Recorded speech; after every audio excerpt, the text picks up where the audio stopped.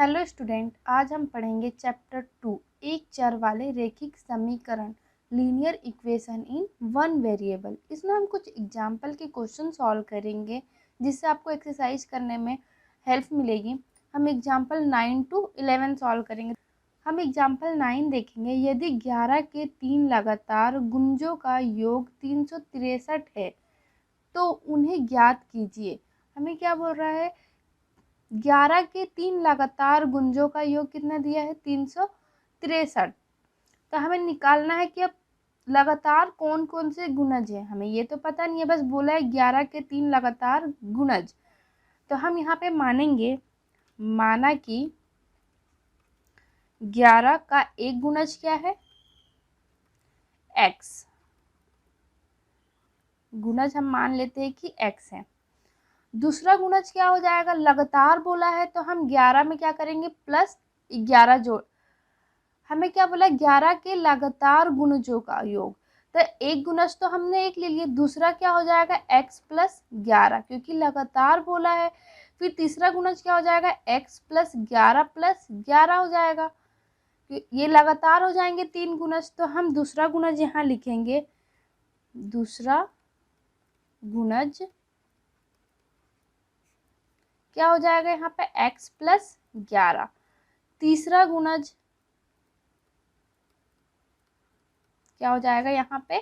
x plus 11 plus 11, क्योंकि लगातार बोला है तो यहाँ 11 11 प्लस हो जाएगा, तो क्या हो जाएगा? 11 प्लस 22। तो एक गुणज हमारा x निकला है, दूसरा क्या? x प्लस 11, तीसरा x प्लस 22। हमने ये मान लिए। तो बोला है इनका योग, योग कितना? 363 के बराबर। तो हम इनका योग क्या करेंगे? 363 के बराबर लेंगे। तो क्या हो जाएगा? पहला गुणज क्या है? x प्लस दूसरा गुणज x प्लस 11, तीसरा गुणज क्या है? x plus 22। किसके बराबर है? 363 के बराबर है। तो हम इनको प्लस कर देंगे इधर, तो ब्रैकेट ओपन करेंगे तो x plus 11 plus x plus 22, ये हो गया। इधर 363 है तो x वाले जुड़ जाएंगे, तो 3x है तो यहाँ क्या हो जाएगा? 3x।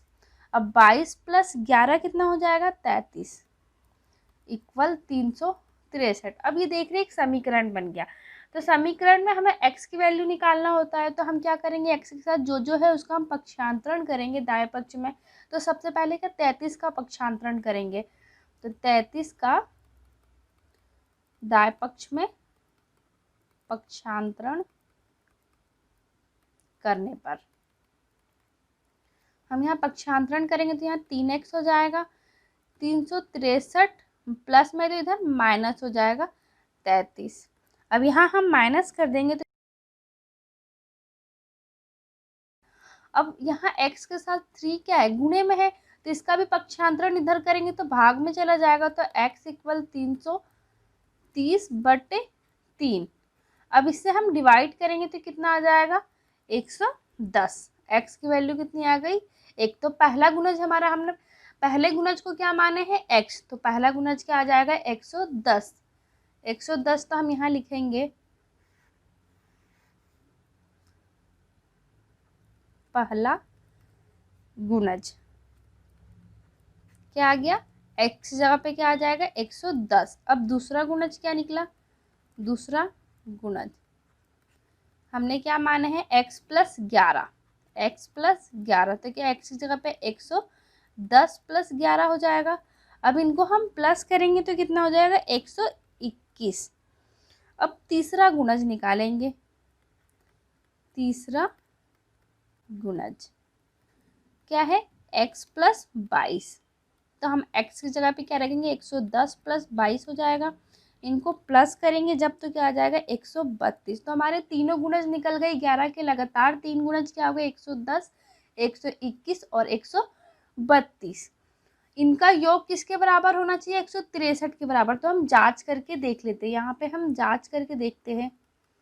ये रफ कार्य है जो जांच कर रहे हैं, हम बस जांच करके देख रहे हैं कि हमने क्वेश्चन सॉल्व सही किया है या गलत। तो क्या है? 110 प्लस 121 प्लस 132, यही है। इनको प्लस करके देखते हैं। 2 1 3, तो यहाँ 3 हो जाएगा। 3 2 5, 5 और 1 6, फिर 1 1 ये 3 बार है तो 363 आ गया, यानी ये हमारा बिल्कुल x की वैल्यू क्या है, बिल्कुल राइट है। तो इस क्वेश्चन का आंसर यही हो जाएगा। हमें 11 के 3 लगातार गुणज निकालना था, हमने निकाल लिए है। अब एग्जाम्पल 10 देखेंगे।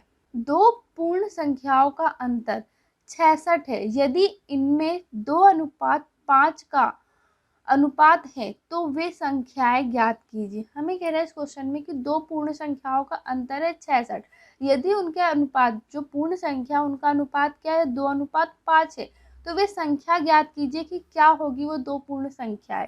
हम मान लेंगे दो पूर्ण संख्याएं ये अनुपात जो है उसके बराबर, तो माना दो पूर्ण संख्याएं 2x तथा क्या है 5x, हम इसको मान लेते हैं दो पूर्ण संख्या के बराबर। तो इसको क्या मानेंगे 2x और इसको 5x।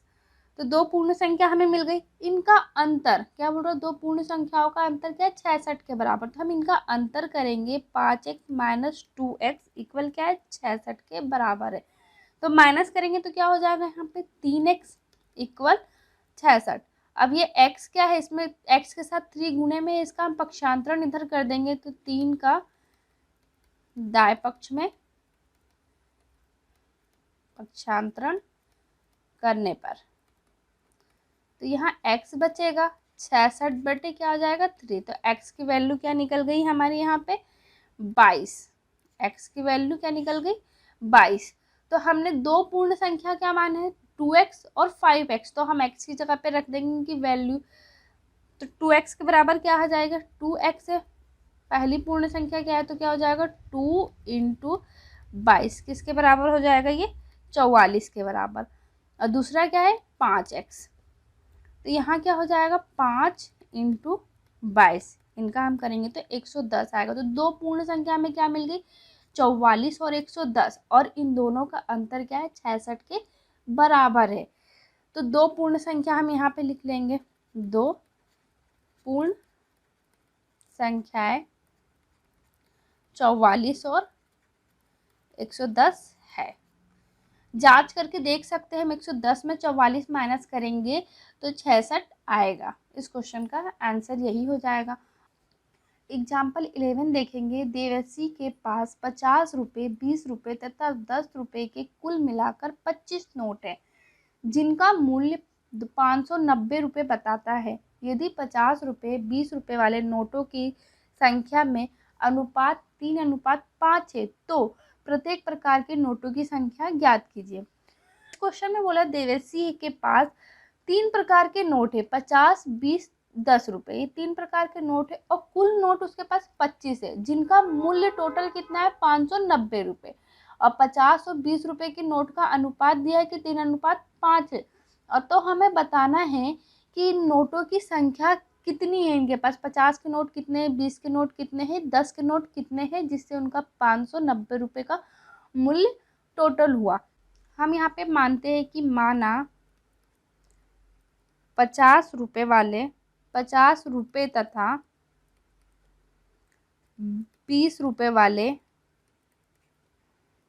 नोटों की संख्या कितनी है, क्रमशः यह अनुपात दिया है 50 रुपये 20 रुपये वाले नोटों की संख्या का अनुपात दिया है, तो हम ये मान लेते हैं कि 3x तथा 5x है। हम इसको ही मान लेते हैं क्योंकि इनका अनुपात दिया हुआ है। तो कुल नोट कितना है उसके पास वो लिख लेते हैं, कुल नोट 25 है।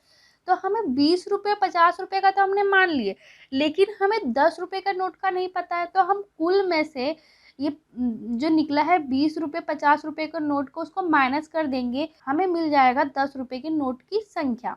तो हम यहाँ पे लिखेंगे 10 रुपये वाले नोटों की संख्या। तो कुल नोट कितना है 25 माइनस, हम इसमें से 50 और 20 रुपये वाले नोट को माइनस कर देते हैं, तो 3x प्लस क्या हो जाएगा 5x। तो ये हो जाएगा 25 माइनस ये प्लस में हो जाएगा तो यहाँ 8x। 10 रुपये वाले नोट की संख्या क्या निकली 25x माइनस 8x। अब हमारे पास नोटों से कितना धन हुआ, इन नोटों से धन कितना हुआ वो निकाल लेते हैं। नोटों से उसके पास धन हुआ। तो 50 रुपये वाले नोट से कितना धन हुआ हम पहले ये निकाल लेंगे। 50 रुपये वाले नोटों से कितना धन हुआ उसके पास। 50 रुपये के नोट कितने हैं, हमने माने 3x, तो 3x इंटू 50 का निकाल रहे तो हम 50 का इसमें इंटू कर देंगे तो निकल जाएगा। तो ये कितना हो जाएगा 150x रुपये। 150x रुपये उसके पास हुए। अब 20 रुपये का इसी तरह निकालेंगे 20 रुपये के नोटों से। तो यहाँ पे कितना है हमने माने 5x इंटू 20, तो क्या हो जाएगा 100x रुपये। अब हम इसी तरह 10 रुपये वाले का निकाल लेंगे 10 रुपये वाले नोटों से। तो 10 रुपये के नोट हमारा कितना निकला 25 माइनस 8x इंटू 10 रुपये का निकाल रहे इसलिए हम इंटू कर देंगे इसमें। तो यहाँ 25 से इसका करेंगे तो 250 माइनस 80x, ये निकल गए। अब हम कुल नोटों से धन कुल कितना हुआ वो कर लेते, कुल धन निकाल लेते इनका। कुल धन निकालने के लिए हमें इनका प्लस करना पड़ेगा। तो 250x plus 100x plus 150 minus 80x। अब इनको हम प्लस करेंगे तो क्या हो जाएगा, x वाले को प्लस कर देंगे तो यहाँ पे 150x और 100 है, पहले प्लस प्लस को हम करते हैं क्योंकि माइनस में है तो यहाँ 250 हो जाएगा 250x, ये माइनस में है तो माइनस 80x प्लस 250। अब हम यहाँ सॉल्व करते हैं इसके आगे का। तो 250x में से 80x माइनस होगा तो कितना बचेगा यहाँ पे 170x प्लस 250। कुल धन कितना हुआ 170x प्लस 250। और हमें यहाँ दिया कितना है, यहाँ पे हमें दिया है 590, तो हम 590 के बराबर इसे मानेंगे। 590 रुपये के बराबर है, ये किसके बराबर है 590 रुपये के बराबर। तो हम इसको यहाँ इसके बराबर लिख लेते हैं 170x प्लस 250 बराबर 590। अभी देख रहे एक समीकरण बन गया। तो समीकरण में हम क्या करते हैं x की वैल्यू निकालते हैं, x के साथ जो भी होता है उसका हम पक्षांतरण कर देते हैं। तो 170x 250 का हम उधर पक्षांतरण करेंगे तो 590 माइनस प्लस में है तो माइनस हो जाएगा 170x। अब माइनस इनको कर देंगे तो यहाँ पे क्या निकलेगा 340।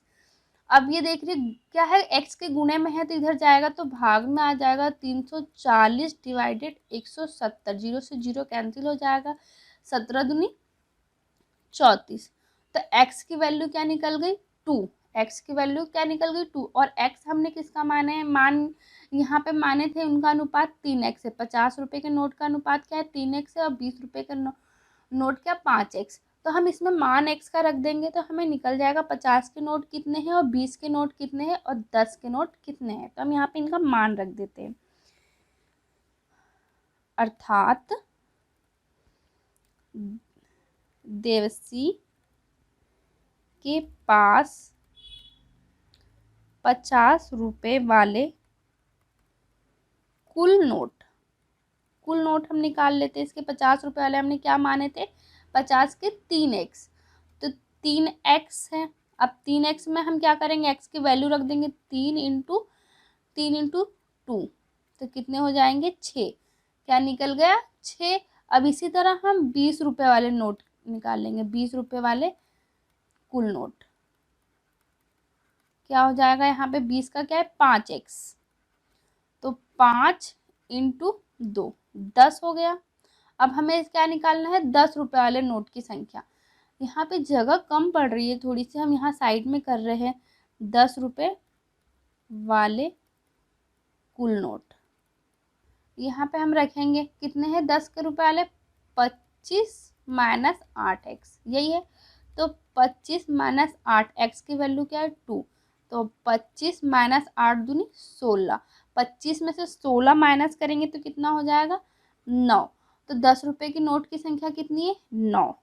तो हमारे कुल निकल गए नोट की संख्या। तो हम यहाँ पे देख रहे हैं कि 50 रुपये वाले कितने नोट है 6, 20 रुपये वाले टोटल कितने नोट है 10, और यहाँ पे 10 रुपए के नोट की संख्या कितनी है?